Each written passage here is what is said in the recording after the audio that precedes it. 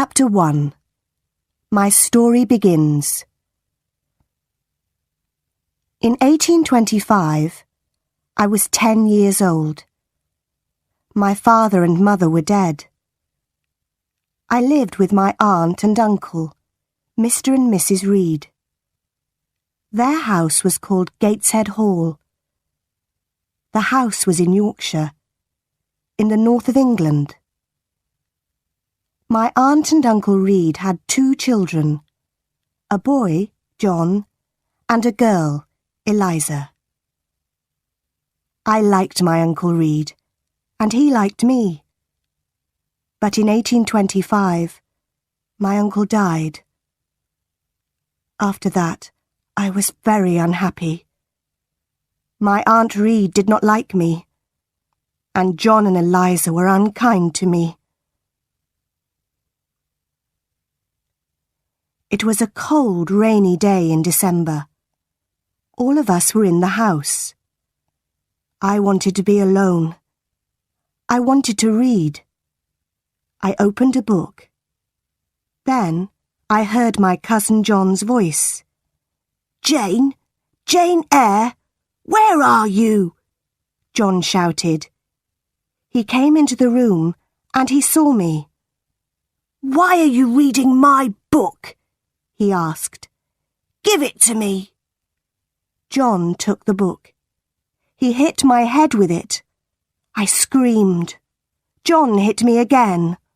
I pulled his hair and I kicked him. "Help! Help! Mama!" John shouted. "Jane Eyre is hurting me." Aunt Reed ran into the room. She pulled me away from John. "John hit me with a book," I said. "I hate him, and I hate you too." "You are a bad girl, Jane," my aunt said. "Why do you hate me?" "You don't like me," I replied. "John and Eliza are unkind to me. I want to leave Gateshead Hall." "You want to leave?" Aunt Reed said. "Where will you go? Your parents are dead. You cannot live alone." Aunt Reed thought for a moment. "My friend, Mr. Brocklehurst, is the owner of a school," she said. "I will send you to Mr. Brocklehurst's school." A few days later, Mr. Brocklehurst came to Gateshead Hall. He was a very tall man. His eyes were dark, and his face was cruel. "Jane Eyre," he said to me, "God does not like bad children. God punishes bad children, Jane Eyre." "God will punish John Reed," I replied. "John Reed hits me and he shouts at me." "That is not true. You are a liar, Jane Eyre," Mr. Brocklehurst said. "You must not tell lies. And you must not live here with your cousins. You will come to Lowood School. You will become a good girl." "I want to come to your school, sir," I said. "I want to leave this house." "Bad girls are punished at my school, Jane Eyre," Mr. Brocklehurst said. "The girls work very hard at Lowood." "I will work hard. I will be a good pupil, Mr. Brocklehurst," I said. 2 weeks later, I left Gateshead Hall. I went to Lowood School.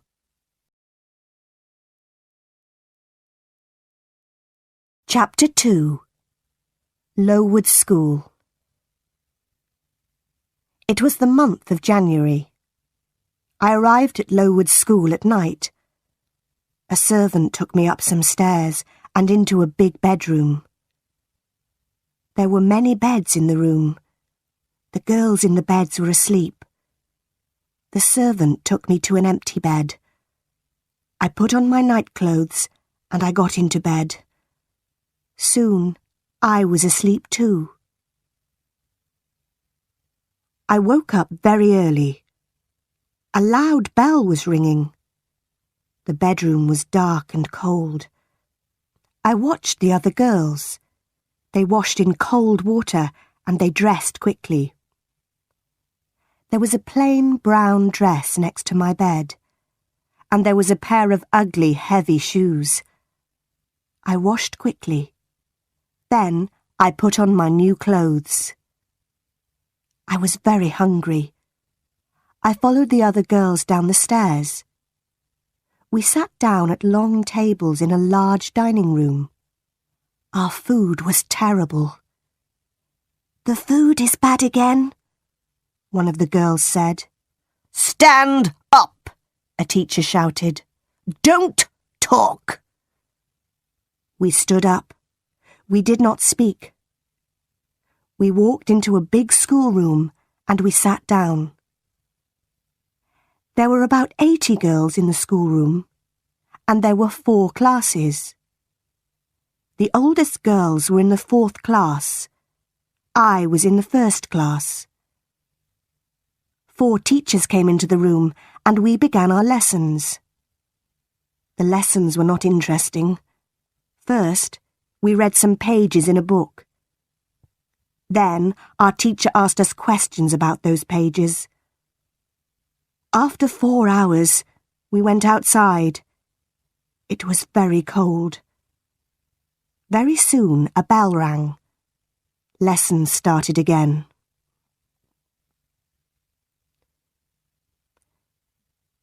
Three weeks passed. One afternoon, the head teacher came into the schoolroom. The head teacher's name was Miss Temple. Mr. Brocklehurst was with her. We all stood up. I stood behind an older girl. I did not want Mr. Brocklehurst to see me. Mr. Brocklehurst walked slowly round the room. Everybody was very quiet. And then I dropped my book. Mr. Brocklehurst stopped walking. He looked at me. "Ah, the new girl," he said. "Come here, Jane Eyre." Then he pointed at 2 of the older girls. "You 2 girls, put Jane Eyre on that high chair," he said. "Look at Jane Eyre, everybody," Mr. Brocklehurst said. "This child is bad. She is a liar. She will be punished. Miss Temple, teachers, girls, do not talk to this child." Then he spoke to me again. "Jane Eyre, you must stand on that chair for 2 hours," he said. "You are a bad girl." That evening, I cried and cried. But Miss Temple was kind to me. "You are a good pupil, Jane," she said, "and you are not a bad girl. I am your friend, Jane." "Thank you, Miss Temple," I said. Lowood School was in an unhealthy place. The buildings were wet and cold. Mr. Brocklehurst owned the school. He was a rich man. But he did not buy warm clothes for us. And he did not buy good food for us. Everybody hated him. In the spring, many of the girls became sick. Some of them left the school. They never came back. Many of the girls died. That spring was a terrible time. We had no lessons. Miss Temple and the other teachers took care of the sick pupils. Mr. Brocklehurst had to buy better food for us, and he had to buy warm clothes for us. Mr. Brocklehurst never came to the school. The next year, Lowood School moved to a better place. It was a healthier place. There were new schoolrooms, new bedrooms, and a new dining room. The new buildings were bright and clean. The teachers were happy. After that, I was happy at Lowood School too. I was a pupil at Lowood School for 6 years. Then I became a teacher. I was a teacher at the school for 2 years. But I never returned to Gateshead Hall, and the Reeds never wrote to me.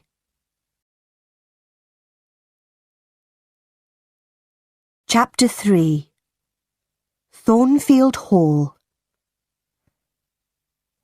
In 1833, I was 18 years old. In the summer, Miss Temple left Lowood School. She got married. I wanted to leave Lowood too. I wanted a new life. I will be a governess, I thought. I put an advertisement in a newspaper. October 1833. Lowood.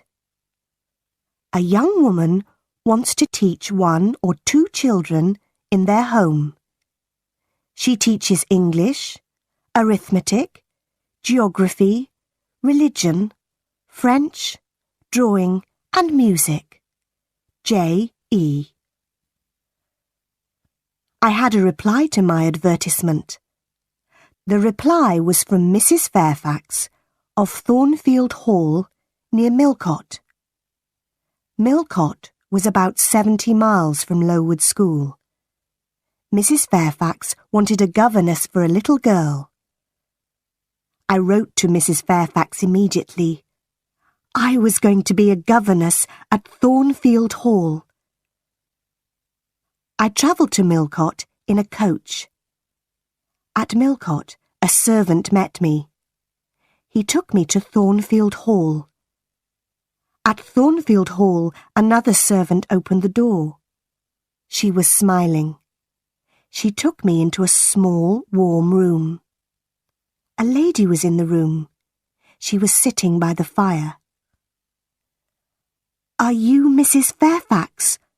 I asked her. "Yes, my dear," she said. "And you are Miss Eyre. Are you cold? Sit by the fire, Miss Eyre. A servant will bring you some food." "Mrs. Fairfax is very kind," I said to myself. "I will be happy here." "Will I see Miss Fairfax tonight?" I asked. Mrs. Fairfax looked at me. She smiled. "Miss Fairfax? No, no," she said. "Your pupil's name is not Miss Fairfax. Your pupil is Adele Varon." Adele's mother was a Frenchwoman. Adele is Mr. Rochester's ward. He takes care of her. "Mr. Rochester? Who is Mr. Rochester?" I asked. "Mr. Edward Rochester is the owner of Thornfield Hall," Mrs. Fairfax said. "I am his housekeeper. I take care of Thornfield Hall. Mr. Rochester is not here now. He does not like this house. He is often away from home." I was very tired. Mrs. Fairfax took me up the wide stairs. She took me to my room. I went to bed immediately, and I slept well. The next morning, I woke early. The sun was shining. I put on a plain black dress. I opened my bedroom door. I walked along a corridor and down the wide stairs. I walked out into the sunny garden. I turned and I looked up at my new home. Thornfield Hall was a beautiful house with many large windows. The garden was beautiful too. After a few minutes, Mrs. Fairfax came into the garden. She spoke to me. "Good morning, Miss Eyre," she said. "You have woken early. Miss Adele is here. After breakfast, you must take her to the schoolroom. She must begin her lessons." A pretty little girl walked towards me. She was about 8 years old.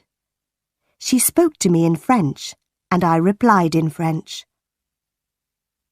After breakfast, I took Adele to the schoolroom. We worked all morning. Adele enjoyed her lessons, and I was happy. In the afternoon, Mrs. Fairfax took me into all the rooms of Thornfield Hall. We looked at the paintings and at the beautiful furniture. We walked along the corridors. "Come up onto the roof, Miss Eyre," Mrs. Fairfax said. "You will see the beautiful countryside around Thornfield Hall." We walked up many stairs. At last, we were at the top of the house. We walked along the top corridor. Mrs. Fairfax opened a small door, and we walked onto the roof. "Look, Miss Eyre," Mrs. Fairfax said. "You can see for many miles." We stood on the roof for a few minutes. Then we went back into the house. We walked carefully towards the stairs. The top corridor was narrow and dark. Suddenly, I heard a strange laugh. "Who is that, Mrs. Fairfax?" I asked. Mrs. Fairfax did not reply. She knocked on a door. "Grace," she said. The door opened. Behind the door was a small room. A servant was standing at the door. "Be quiet, Grace, please," Mrs. Fairfax said. The woman looked at Mrs. Fairfax. Then she closed the door. "That was Grace Poole," Mrs. Fairfax said. "She works up here. Sometimes she laughs and talks with the other servants. Don't worry about Grace. Please come downstairs now, Miss Eyre." Chapter 4. Mr. Rochester. 3 months passed. I had not met the owner of Thornfield Hall. Mr. Rochester had not come home. One January afternoon, I went out and I walked towards the road. I was going to the village of Hay. I was going to post a letter in the village. Hay was 2 miles from Thornfield Hall. The day was fine, but it was very cold. I walked quickly, and soon I was near the village. Suddenly, a big black and white dog ran past me. A moment later, a man on a black horse followed the dog.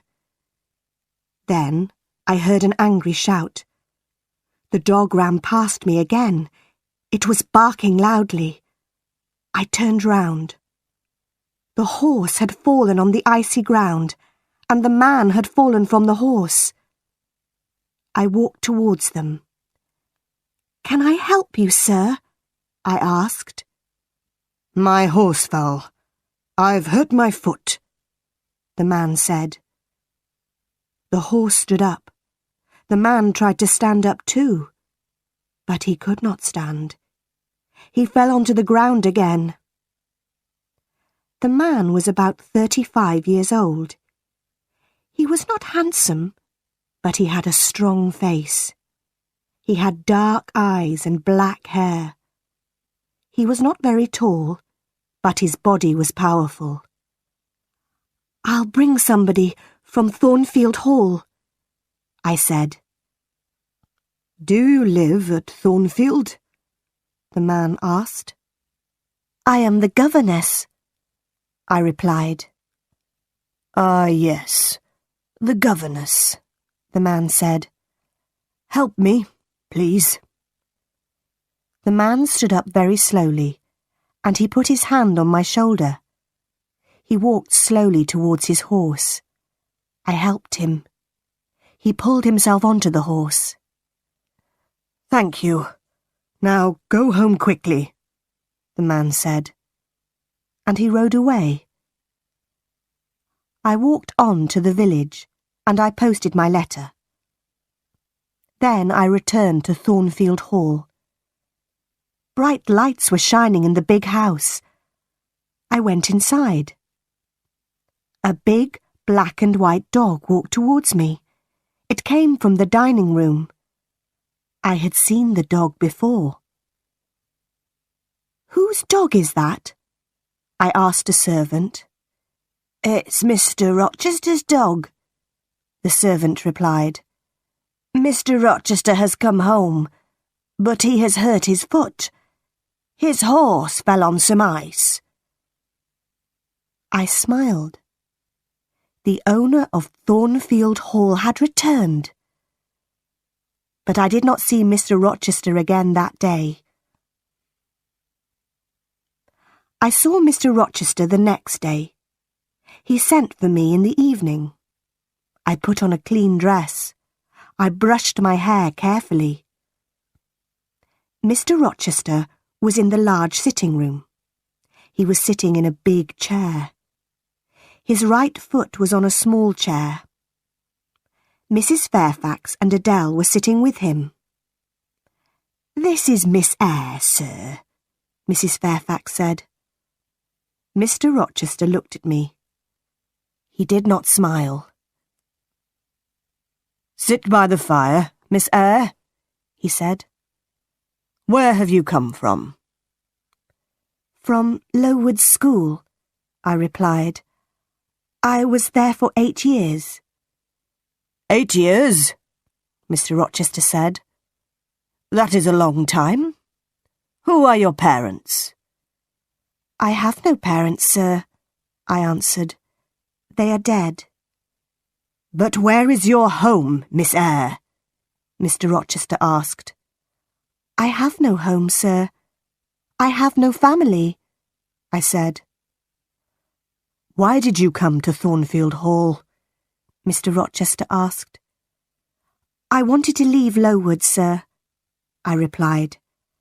"I put an advertisement in a newspaper. Mrs Fairfax replied to my advertisement."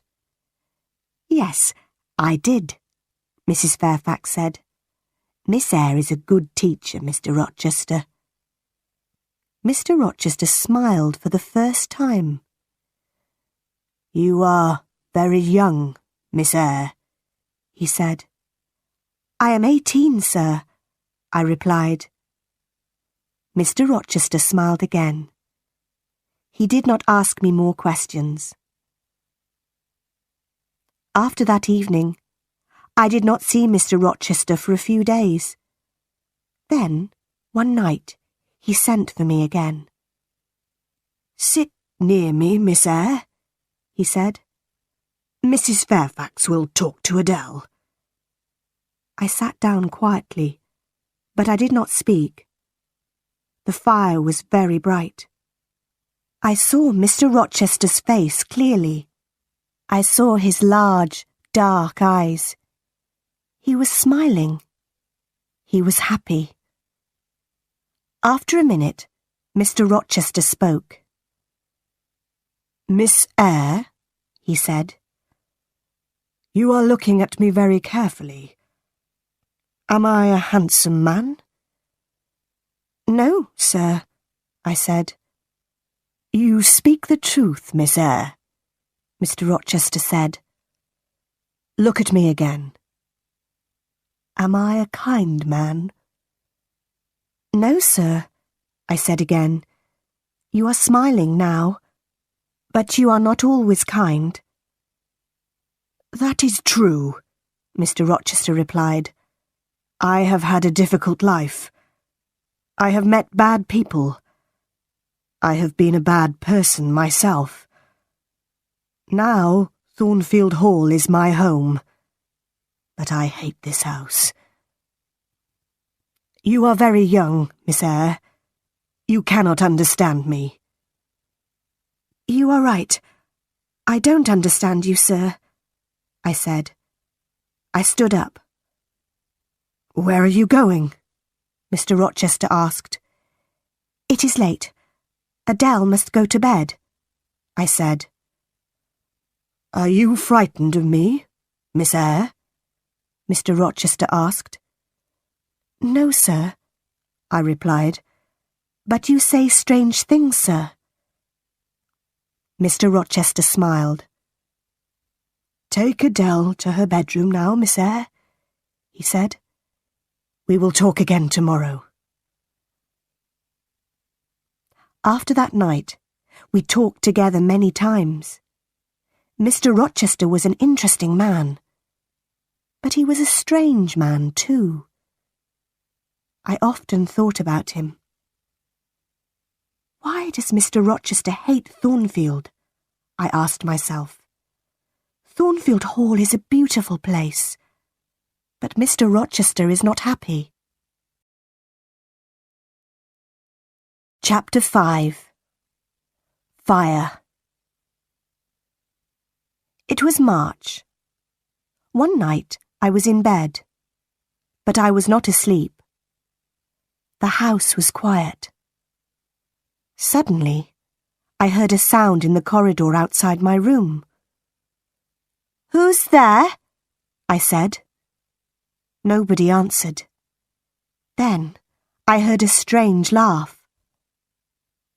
I got out of my bed and I went quietly to the door. I listened. I heard another sound. Somebody was walking up the stairs to the top corridor. Then I heard somebody close a door.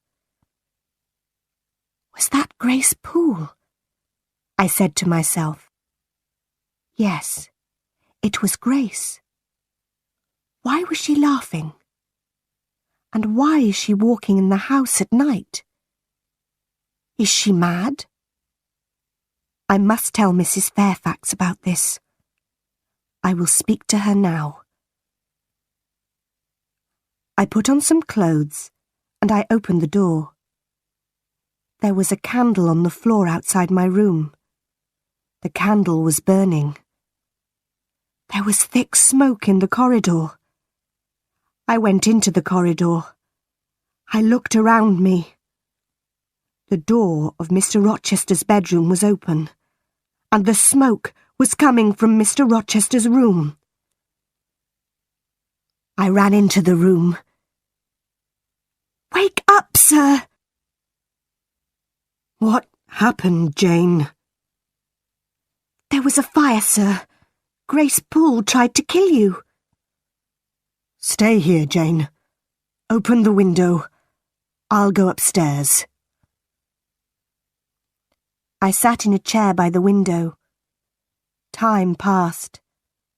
At last, Mr. Rochester returned. Please don't worry, Jane, he said. Grace Poole is a strange woman, but she won't hurt anybody tonight.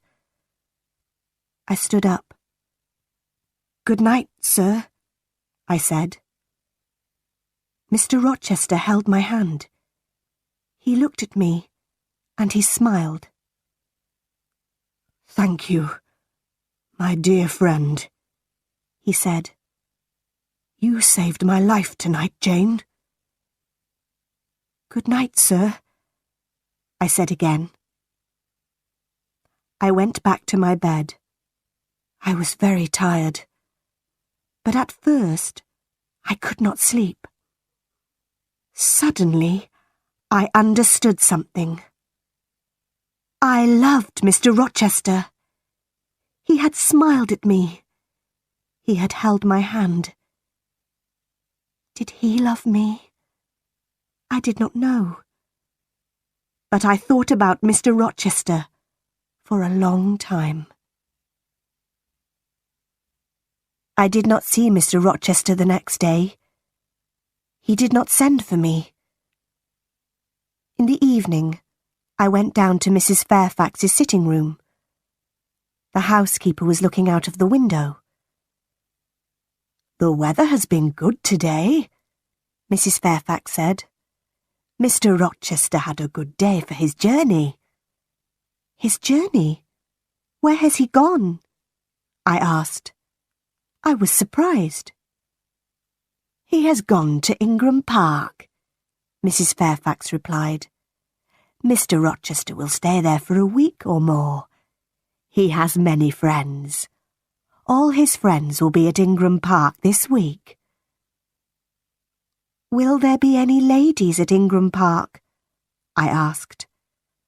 Yes, Mrs. Fairfax said. There will be many ladies there. Miss Blanche Ingram will be there. Mr. Rochester has known her for many years. Is Miss Ingram beautiful? I asked. She is very beautiful, Mrs. Fairfax said. Will Mr. Rochester marry her? I asked. Mrs. Fairfax smiled. I don't know, Miss Eyre, she replied. I don't know. I was very unhappy. I went up to my bedroom. I looked in my mirror. Jane Eyre, I said to myself, you are not pretty, and you are poor. Mr. Rochester will never marry you. He will marry Miss Blanche Ingram. She is a rich lady. You are a poor governess. Forget Mr. Rochester, Jane Eyre. Forget him. Chapter 6. Guests at Thornfield Hall. 2 weeks later, a letter arrived for Mrs. Fairfax. Mr. Rochester will return on Thursday, Mrs. Fairfax said. Some of his friends will come here with him. There will be many guests at Thornfield Hall. On Thursday evening, Mrs. Fairfax, Adele and I were in Adele's bedroom. Mrs. Fairfax was looking out of the window. The guests are arriving now, Mrs. Fairfax said. I went to the window and I looked out. There were 3 carriages. 2 people were riding horses. Mr. Rochester was riding his big black horse. A beautiful young woman was riding a white horse. Mrs. Fairfax pointed to the young woman. That is Miss Ingram, the housekeeper said. Then she went downstairs. Adele wanted to go downstairs too. No, Adele, I said. We cannot go downstairs tonight. Mr. Rochester is talking to his guests. The next day, Mrs. Fairfax came into the schoolroom. Mr. Rochester wants you to meet his guests tonight, Miss Eyre, she said. Adele must meet them too. Later, Adele and I went quietly into the sitting room. And soon, 8 ladies came into the room. One of them was tall, dark, and very beautiful. She was Blanche Ingram. Adele ran towards her. Good evening, beautiful lady, she said in French. What a pretty little girl, Blanche Ingram said. Miss Ingram spoke to the other ladies, and she spoke to Adele, but she did not speak to me. Half an hour later, the gentleman came into the room. I looked at Mr. Rochester. He saw me, but he did not speak to me. Miss Ingram pointed at Adele. Why doesn't this little girl live at school, Mr. Rochester? She asked. Adele learns her lessons at home, Mr. Rochester replied. She has a governess. Oh, yes, that small woman by the window, Miss Ingram said. I had many governesses. I hated all of them. They were all ugly and stupid. Later, Miss Ingram and Mr. Rochester sang some songs together. Mr. Rochester had a fine voice. I listened to the songs. Then I left the room. Mr. Rochester followed me. What is wrong, Jane? He asked. Nothing is wrong, sir, I said. But I am tired. I am going to my room. Good night, sir. You are tired. And you are unhappy too, Mr. Rochester replied. There are tears in your eyes. Rest now, Jane. But please come and meet my guests tomorrow evening. Don't forget, Jane. The guests stayed at Thornfield Hall for 2 weeks. Every evening, I went to the sitting room with Adele. Nobody spoke to me. Mr. Rochester and Miss Ingram were always together. One afternoon, Mr. Rochester went to Millcote. He returned late in the evening. I met him at the front door. Another guest has arrived, sir, I told him. His name is Mr. Mason. He has come from the West Indies. Suddenly, Mr. Rochester's face was pale. He held my hand tightly. Mason. The West Indies. Mason, he said. Are you ill, sir? I asked. Jane, my little friend. I've had a shock, he said. Bring me a glass of wine, please. I went quickly to the dining room. I returned with a glass of wine, and I gave it to Mr. Rochester. What are my guests doing? He asked. They are eating and laughing, sir, I replied. Mr. Mason is talking to the other guests. One day, they will all hate me, Mr. Rochester said. Now go into the dining room again. Tell Mason to meet me in the library. I gave Mr. Mason the message. Then I went to my bedroom. I got into my bed. Later, I heard Mr. Rochester coming up the stairs with Mr. Mason. They were laughing and talking. Soon, I was asleep. Chapter 7. A terrible night. Some hours later, I woke up. A terrible cry had woken me. The moon was bright. Its light was shining through my window. I listened. Then I heard somebody shouting. Help! Help! Rochester! Help me! The voice came from the top corridor. Help! Help! I got out of bed, and I put on a dress and some shoes. I opened my door. All the guests were in the corridor outside the bedrooms. They were all asking questions. What happened? They asked. Is there a fire? Who is hurt? Where is Mr. Rochester? I am here, Mr. Rochester said. He was walking down the stairs from the top corridor. What is wrong, Mr. Rochester? Miss Ingram asked. What has happened? Nothing is wrong, Mr. Rochester replied. One of the servants has had a bad dream. Go back to bed. I went back to my room, but something was wrong. I did not get into my bed. I waited. Soon, somebody knocked on my door. I opened the door. Mr. Rochester was standing in the corridor. Jane, follow me.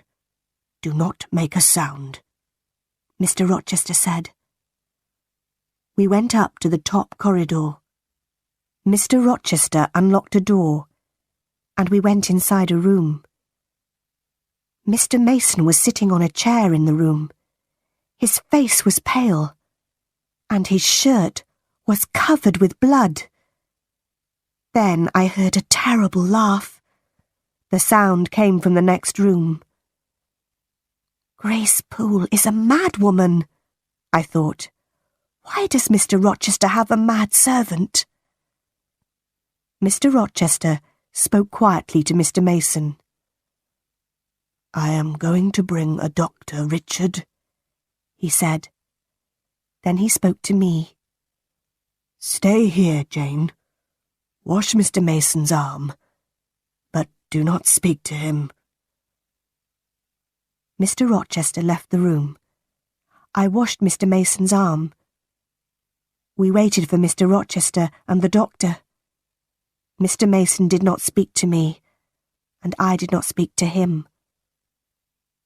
After 2 hours, Mr. Rochester returned. The doctor was with him. The doctor looked at Mr. Mason's arm. "She bit me," Mr. Mason said. "I came up here. I wanted to see her. I wanted to help her. But she bit me." "Be quiet now, Richard," Mr. Rochester said quickly. The doctor put a bandage on Mr. Mason's arm. Mr. Rochester put Mr. Mason's coat round the injured man's shoulders. Then he spoke to me again. "Run downstairs, Jane. Unlock the small door at the side of the house," he said. "We will follow you." I went quickly downstairs, and I opened the door. Outside the door, a servant was waiting with a carriage. Mr. Mason and the doctor came out of the house. They got into the carriage. Then Mr. Rochester came out of the house too. Mr. Mason spoke to him through the window of the carriage. "Help her. Be kind to her, Rochester," he said. "Yes, I will, Mason," Mr. Rochester said. The servant drove the carriage away. "Will you walk in the garden with me, Jane?" Mr. Rochester asked.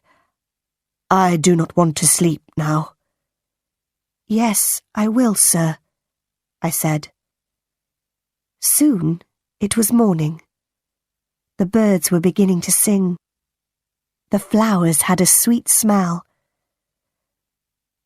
"It has been a strange night, Jane," Mr. Rochester said. "Were you frightened?"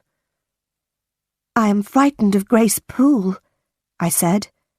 "She will hurt you one day." "I am stronger than she is. She will not hurt me," Mr. Rochester said.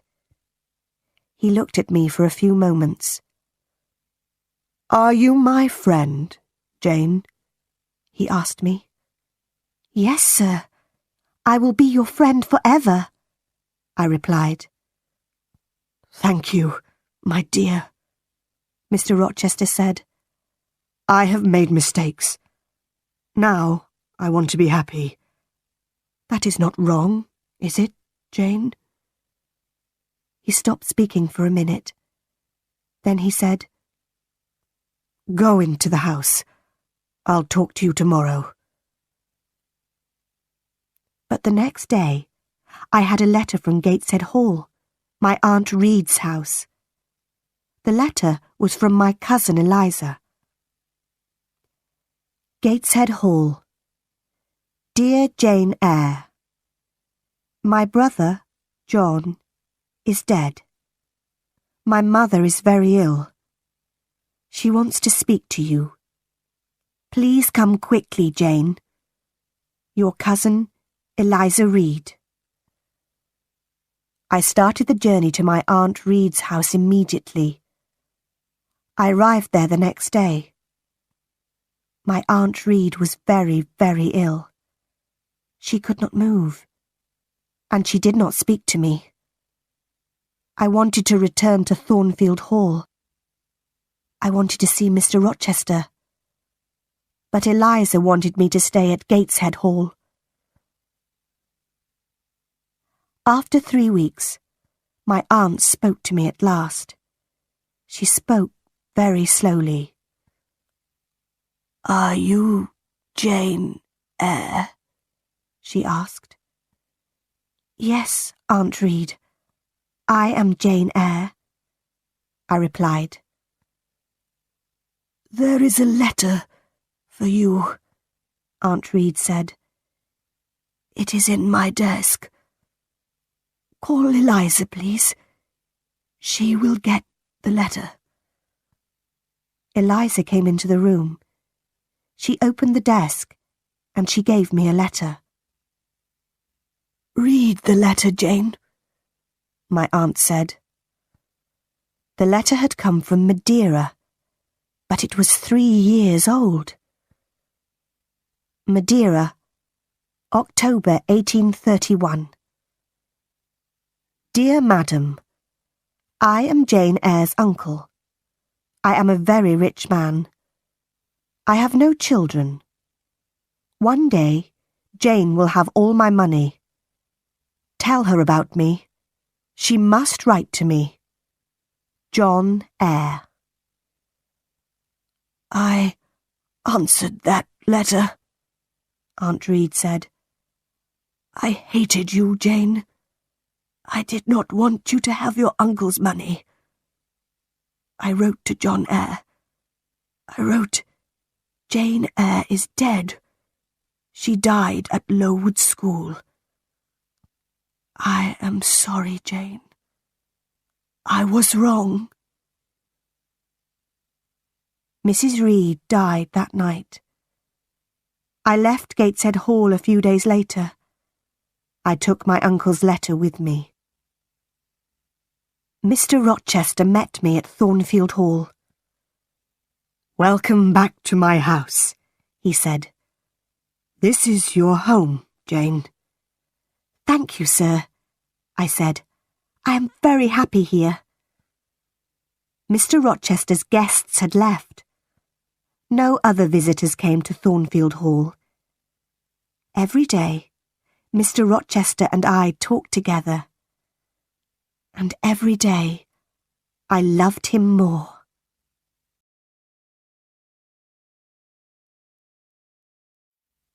Chapter 8. In the Garden. In June, the weather was hot. One evening, I walked into the garden. Mr. Rochester was there too. "Do you like this house, Jane?" he asked. "Yes, sir," I replied. "Soon, Adele will go to live at a school, Jane," he said. "Then I will not want a governess here. Will you be sad then, Jane? Will you leave Thornfield Hall?" "Leave?" I said quickly. "Must I leave Thornfield?" "My dear." Mr. Rochester stopped. He was silent for a moment. Then he said, "I am going to be married soon." "Oh, sir," I said. "Then I must go far away from Thornfield, far away from you, sir." I started to cry. "I will always remember you, Jane," Mr. Rochester said. "Will you forget me?" "No, sir," I replied. "I will never forget you. I don't want to leave Thornfield, sir. I don't want to leave you." "Don't leave, Jane," Mr. Rochester said. "Stay here." He smiled at me. "I must not stay here, sir," I said.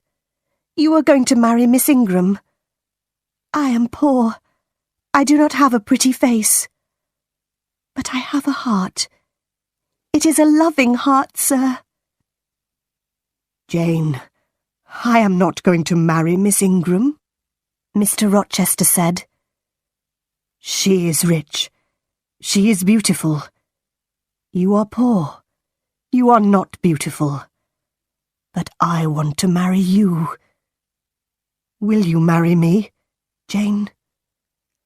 For a moment, I could not speak. At last, I asked, "Do you love me, sir?" "I do," he replied. "Then, sir, I will marry you," I said. And Mr. Rochester kissed me. "My dearest Jane," he said, "nothing can stop our marriage now. We will be married in a month, Jane." We kissed again, Then I said good night, and I went into the house. I went upstairs to my room. Later, I remembered my Uncle John Eyre's letter. I will write to him in Madeira, I said to myself. I will tell him about my marriage to Mr Rochester. I am very happy. My uncle will be happy too. 4 weeks passed. Mr Rochester was going to buy me many beautiful things. He was going to give me many presents. But I did not want these things. No, Edward, I said. I am not beautiful. I don't want beautiful things. I want you, Edward. It was the month of July. 2 days before our wedding day, Mr Rochester went away. I will return tomorrow, he said. I love you, Jane. That night, I went to my bedroom early. My wedding dress and my wedding veil were in my room. I looked at them. In 2 days, I will be Jane Rochester, I said to myself. Then I went to bed. But I did not sleep well. The next day, Mr Rochester returned. He looked at me carefully. What is wrong, Jane? He asked. Your face is pale. Are you frightened? I had a very strange dream last night, I said. It was a dream about this house. But in my dream, Thornfield Hall had no roof. The walls were burnt. They were black. In my dream, I tried to find you, but you were not in the house. Are you afraid of a dream, Jane? Mr Rochester asked. No, Edward, I replied. But I woke up from my dream. There was a woman in my room. She was tall and heavy. She had long black hair. The woman was holding a candle, I said. She put the candle by my mirror. She put my wedding veil over her head, and she looked in the mirror. Then I saw her face. It was a strange, terrible face, Edward, I said. Suddenly, the woman tore my veil into 2 pieces. She threw the pieces on the floor. What happened next? Mr Rochester asked. The woman held her candle near my face, I replied. She looked at me, and she laughed. Then she went away. This happened in your dream, Jane, Mr Rochester said. It did not happen in my dream, Edward, I said. This morning, my wedding veil was on the floor of my room. It was torn. It was in 2 pieces. But the woman did not hurt you, Jane, Mr Rochester said. Sleep in Adele's room tonight, my dear. You will have no more bad dreams.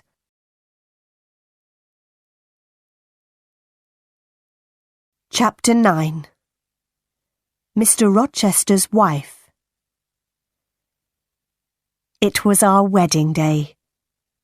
We were going to be married in a church near Thornfield Hall. After the marriage, we were going to travel to London. I got up early. I put on my wedding dress and I went downstairs. Mr Rochester was waiting for me. At 8 o'clock, we walked together to the church. The clergyman was standing by the door of the church. There were 2 other people inside the church, 2 men. They were sitting in a dark corner. I could not see them very well. The clergyman started to speak. At every marriage, the clergyman asks an important question. He asks the people in the church, "Is there a problem about this marriage?" The clergyman spoke loudly. He asked this question, and he waited. There was silence for a moment, and then one of the men in the dark corner stood up. He spoke loudly. "There is a problem. These two people must not be married," he said. "There is not a problem," Mr Rochester said to the clergyman. "Please go on with the marriage." "No, I cannot go on with the marriage," the clergyman replied. He spoke to the man in the corner. "What is the problem, sir?" he asked. "Mr Edward Rochester has a wife." Mr Rochester turned and looked at the man. "Who are you? What do you know about me?" he asked angrily. "My name is Briggs, sir. I am a lawyer," the man replied. "I know many things about you. 15 years ago you were married in the West Indies. Your wife's name is Bertha Mason. She is alive. She lives at Thornfield Hall." "How do you know that?" Mr Rochester shouted. The other man in the dark corner stood up. He walked towards us. It was Richard Mason. "Bertha Mason is my sister," he said. "I saw her at Thornfield Hall in April." Mr Rochester's face was pale. For a minute, he was silent. Then he spoke quietly. "It is true," he said. "My wife is living at Thornfield Hall. She is mad. Come to the house, all of you. Come and see Mrs. Rochester. Come and see the mad woman." We all left the church. Nobody spoke. At Thornfield, Mrs. Fairfax and Adele were waiting for us. They were smiling happily. "Nobody will be happy today," Mr. Rochester said. "We are not married." Briggs, Mr. Mason, the clergyman and I followed Mr. Rochester. We followed him up the stairs. He took us to the top corridor. He unlocked a door, and we went into a small room. I had seen this room before. We walked through the room to another door. Mr. Rochester unlocked this door, and we saw a larger room. Grace Poole was sitting in the room, but another woman was there too. She was tall and heavy. Her dark hair was in front of her face. The woman turned and looked at us. I knew that terrible, mad face. I had seen it in my bedroom 2 nights before. The mad woman saw Mr. Rochester. She screamed, and she ran towards him. "Be careful, sir," Grace Poole said. The mad woman was very strong. She screamed, and she hit Mr. Rochester. But Mr. Rochester held her arms. "This woman is my wife," Mr. Rochester said angrily. "I wanted to forget about her. I wanted to marry this young girl, Jane Eyre. Was I wrong?" He was silent for a few moments. Then he spoke quietly. "Yes, I was wrong," he said. "I love Jane Eyre, but I was wrong. Now go, all of you. I must take care of my mad wife." I went slowly downstairs. Mr. Briggs, the lawyer, spoke to me. "I am sorry for you, Miss Eyre," he said. "You did nothing wrong. Your Uncle John Eyre is sorry for you too. He read your letter. And then he met Richard Mason in Madeira. Your uncle is dying, Miss Eyre. He could not come to England. He sent me here. He wanted me to stop this marriage. I did not answer. I went to my room, and I locked the door. I took off my wedding dress. I put on a plain black dress. I lay down on my bed. I am Jane Eyre today, I thought. I will be Jane Eyre tomorrow. I will never be Jane Rochester. I must leave Thornfield Hall. I must never see Mr Rochester again. My life here is finished. Many hours later, I got off the bed. I unlocked my door. Mr Rochester was waiting outside my room. "You are unhappy, Jane," he said. "I am very, very sorry. Jane, we will leave Thornfield. We will go to another country. We will be happy again." "I cannot be your wife. I cannot live with you," I said. "I must leave you, Edward." "Listen, Jane," Mr Rochester said. "My father wanted me to marry Bertha Mason. Her family was very rich. I married her. My father was happy. But I was not happy. Bertha was mad. And she was a bad woman. Nobody told me about her. She was married to me, but she met other men. She was drunk every day. She tried to kill me many times. After 4 years, I brought Bertha here to Thornfield Hall," Mr Rochester said. "Then I went away. Grace Poole took care of Bertha. I met other women. One of them was a French singer. She was Adele's mother. Adele is my daughter, Jane. But I did not love the French singer. I did not love anybody. I came home to Thornfield Hall. Then you came here and I loved you. I will always love you. Please stay with me, Jane." "No, Edward," I said. "I am going away. We will be unhappy, but we must not be together. Goodbye, Edward." "Oh, Jane! Jane, my love!" Mr Rochester said. "Don't leave me." I kissed Mr Rochester. "God will help you, Edward," I said. Quickly, I went into my room.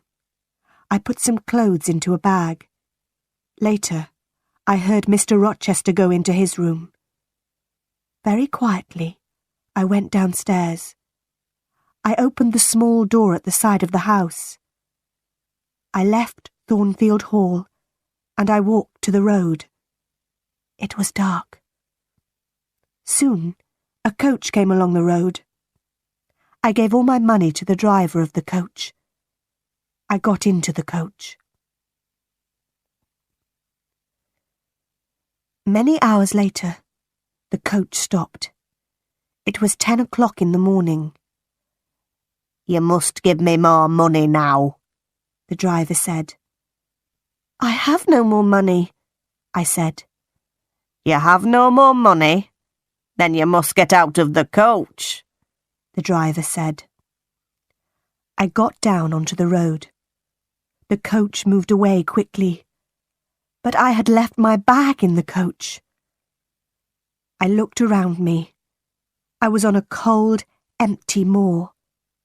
I was tired and hungry. I walked and walked. I had no money. I had no food. I walked until the evening came. At last, I lay down on the ground. I fell asleep immediately. Chapter 10. Moor House. The next morning, I woke late. I walked along the road for many miles. It started to rain. Soon my clothes were wet. I saw no one. I walked on the moor all day. In the evening, I was very tired again. I must sleep soon, I thought. Where shall I sleep? Then I saw a light. I walked slowly towards it. The rain was falling heavily. But I saw a house near the road. I walked up to the house. I knocked on the door. I waited, but nobody opened the door. I stood outside the house. I was very cold and very tired. I could not move. I am going to die here, I said. Then I heard a young man's voice. The man was standing behind me. No, you will not die at Moor House, the man said. Then he unlocked the door of the house. He took me into the house. He took me into a warm sitting room. Please sit down, he said. Two pretty young women came into the room. Give this poor woman some food, Diana, the young man said. Give her some dry clothes, Mary. Then he spoke to me again. My name is St John Rivers, he said. These are my sisters, Diana and Mary. What is your name, young woman? My name is Jane Elliot, I said. I closed my eyes. Jane is very tired, Diana said. She must go to bed now. I stayed in bed at Moor House for 3 days. Diana and Mary Rivers were governesses. They were staying at Moor House for a few days. St John, their brother, was a clergyman. They were very kind to me. Soon we were good friends. One day, St John asked me about my life. I was a governess too, I told him. And I told him about Lowood School. But I did not tell him about Thornfield Hall. I did not tell him about Mr Rochester. I want to work, St John, I said. Will you help me? I have a plan, St John said. A few miles from here, there is a village. Many of the girls in the village cannot read or write. I am going to pay for a girls' school in the village, but I must find a teacher for these girls. I will teach them, St John, I said. Good, he said. There will be a small house next to the school. You will live there. 3 days later, a letter arrived for St John. Diana, Mary, our Uncle John is dead, he told his sisters. But we will not have any of his money. He gave the letter to his sisters. They read it. Uncle John was our mother's brother, Diana told me. He was very rich, but he has given all his money to another niece. We do not know her. Soon I went to live in the village. I lived in the house next to the school. Every day I taught the girls. My pupils worked hard. But I was not happy. Every day I thought about Edward Rochester. Does he think about me? I asked myself. 4 months passed. One day, St John Rivers came to my house. He was holding a letter. He was worried. What is wrong? I asked. I want to ask you 3 questions, Jane, he replied. Is your name Jane Elliot? Do you have another name? Do you know Jane Eyre? I looked at him for a moment. I did not speak. I have some news for Jane Eyre, St John said. Jane Eyre was a pupil at Lowood School, and she was a teacher there. Then she was a governess at Thornfield Hall, the home of Mr Edward Rochester. How do you know this? I asked. What do you know about Mr Rochester? How is he?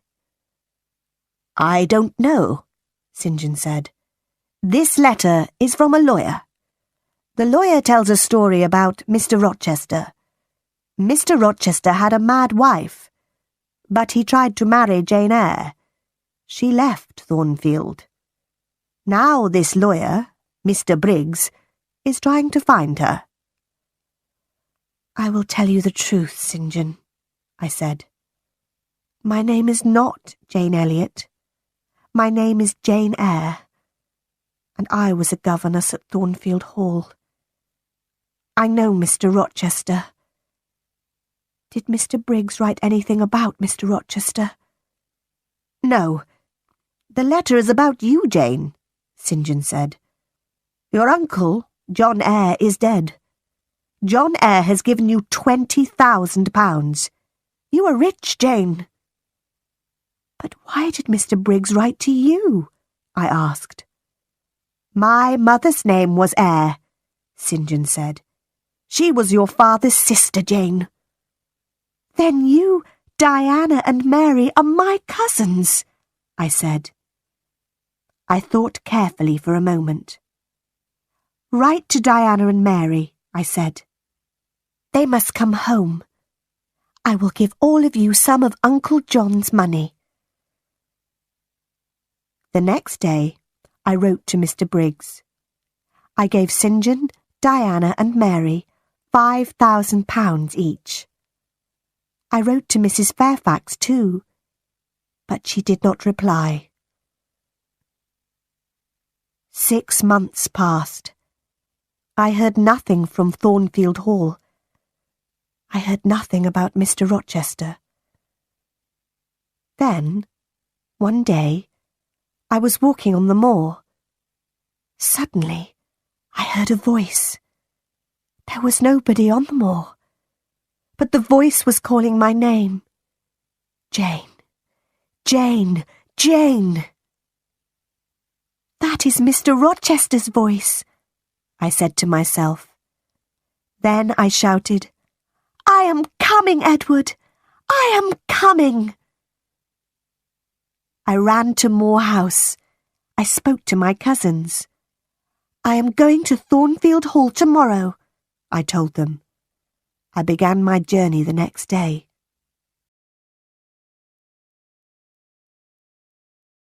Chapter 11. My story ends. 2 days later, I got out of a coach. I was standing on the road near Thornfield Hall. I ran across the fields. Was Mr Rochester at Thornfield? Was he ill? And then I saw the house. The house had no roof. Its walls were burnt and black. Nobody was living there. I looked at the burnt black house. I had seen this before. I had seen it in a dream. I was frightened. Where was Edward Rochester? I went to the village of Hay. I asked about Thornfield Hall. I asked about Mr Rochester. 3 months ago, there was a fire at Thornfield Hall, a man told me. The madwoman burnt the house. She was Mr Rochester's wife. Was Mr Rochester in the house? I asked. Yes, he was there, the man replied. He tried to save his wife's life. He went into the burning house. but the mad woman jumped from the roof. She died. Was Mr. Rochester hurt? I asked quickly. Yes, he was badly hurt, the man said. He is blind. He can't see. And he has only one hand. Where is he? I asked. Where is he? He is living at Ferndean. It is an old house, about 30 miles away, the man said. Do you have a carriage? I asked. I must go to Ferndean immediately. I got out of the carriage near Ferndean. I walked to the house. I knocked on the door. A servant opened it. I knew her. Oh, Miss Eyre, you have come, she said. Mr. Rochester has been calling your name. A bell rang in another room. That is Mr. Rochester's bell, the woman said. He wants some candles. There were 2 candles on a table near the door. The woman lit them, and she picked them up.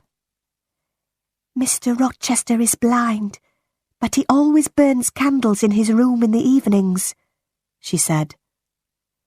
Give the candles to me, I said. I'll take them to him. I opened the door of Mr. Rochester's room. His black and white dog was sitting by the fire. The dog jumped up and ran towards me. Who is there? Mr. Rochester said. Don't you know me, Edward? I asked. Your dog knows me. I put the candles on a table. I held Mr. Rochester's hand. I know that voice, and I know this little hand, Mr. Rochester said. Is that you, Jane? Yes, sir. I have found you at last, I said. I will never leave you again.